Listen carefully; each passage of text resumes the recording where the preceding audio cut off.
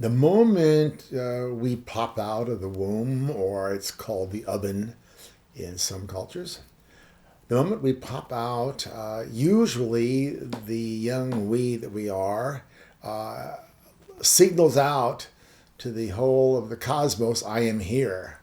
And that comes out with a wail, a cry of some sort. And in the original traditional ways, they know very clearly that each individual has a very unique cry.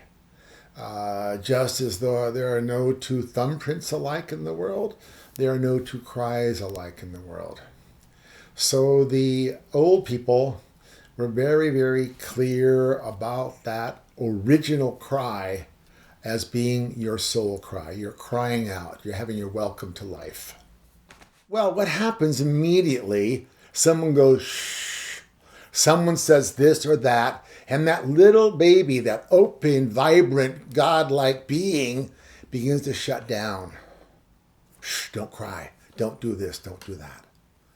And what happens, we get domesticated and especially when Western tradition came along, I think original domestication, being a part of a tribe, a family, being connected to the earth is a very healthy kind of belonging. But the Western world, the Western religions really separated people from their belonging to the earth. And then we get domesticated like animals, good boy, bad girl, do this, do that. And we lose more and more of our authentic self. We lose our authentic cry. It gets shoved down farther and farther somewhere in the body. And we become fakes. We're false. We wear false faces. We pay obedience to a nonsense, a government, a church, or something that are all fake. The gradual process, say one can start with meditation. You begin to peel the onion. You begin to peel away what is false. Everywhere I've had a thought or been told, well, you're not this, I am not that, well, that's false. And so we're stripping away the false self to gradually become closer and closer to that which I am. I am the creator of my own experience. I am the singer of my own song. I am the dancer of my own dance. And this is the beginning of a arduous sometimes, but a very deeply heart-committed process. The place I learned initially about the unique propensity that each baby has within it to reach out for things. And to the old people, because the grandparents and their elders were always watching that baby, they allowed the baby to reach out. There was never, no, don't do that. There was always allowance, allowance, allowance, allowance. And then a level of kindness, they had encouragement, because the curiosity that was innate could begin to blossom with imagination, exploration, the I and the thou, that if it was a rattle, my curiosity, or a drumstick, or whatever it was, or a vase, or a basket, didn't make any difference. Once that psyche inside feels it's okay, what I'm doing is okay, it leads to greater expansion. And some of the great teachers I've worked with speak about the trauma that exists even down to the connective tissue in our fingertips. When someone said, don't touch that, and we recoil. Don't do that. Well, that traumatizes the whole brain and nervous, the whole body, because it's one, we are one being, one unit. And it slams the door on real curiosity. It slams the door on true imagination. And the real self just goes back into a corner and waits. There's a dance of some sort, around and around and around. We're sorting, we're scanning, we're determining, looking around this issue of the authentic self.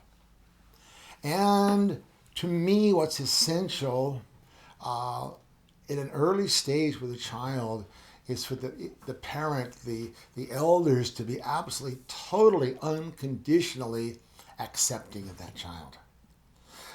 The Zuni people say the essentialness of this is that that child feels so loved and embraced as they are, because later on, as life goes on, the responsibility is going to be changed. The folks who are parents now are going to be real old. And only if there's real love are those children going to want to take care of the elders. If the elders have been mean or punishing or judging, all those things, putting burdens on the child to carry out, the love isn't there. And I've seen that happen many, many times, not just in native cultures. We see it a lot in the Western culture. And I understand a lot of cultures have lost that too, not just us. Many therapeutic traditions have also assisted the individual who's carrying a burden of pain or some shame or guilt stories from the past. They are assisting them to not only relieve mentally from themselves, but bodily, relieve the burden they've been carrying in the connective tissue. And along the way, the individual who continues in this process, their very cry and their very laugh changes. And in that changing process is a transformation, quite like examining the life to find out what the life is about. There is that coming back closer and closer to what we call authentic cry, original cry. Now, the genius of the Northwest Native tradition, to me, is that they really had always, for thousands of years, had the tradition of taking away the pained cry or relieving the person from a false cry and getting back to the authentic cry. And then from that place, mobilizing that cry into a dance. And in that process, the individual is growing an instinctively more authentic, real self. Because in the wisdom of that tradition, their whole relationship to life, that is the external life, is changed. If you were a housewife, your whole relationship to what you're doing is changed. If you're a fisherman, your whole relationship is changed. If you're a lumberman, your relationship is changed. Everything is enhanced. And like in the Eastern tradition, before enlightenment, chop wood, carry water. After enlightenment, chop wood, carry water. Whatever you're doing in the process of a life, you're doing it now from a place of joy, a place of well-being. We all learn from modeling. And what used to be, and I think still is very, very apt, is to model after the individual whose life is essentially their own, they're true, they're following their own drum beat, we call that. We beat their own drum, they follow their own pathway. And that individual's journey is filled with synchronicity, things happening just because that person's going in the correct direction. Things happen effortlessly. The slightest intent gets fulfilled effortlessly. Like, what is this? And we awaken to a greater magic in life, that synchronicity is there. And as I say, we learn from those people. My Indian dad, Vince, talked about having your own head on straight. Thinking about your journey, because the joy each one of us carries, or the rage or the sorrow, whatever it is, infects everybody around us. And the individual who truly is aligned with the sense of expansion, what can I do next? How can I do that? It's opening to more and more creativity, and it's a blessing on everyone around them. everyone around them feels better.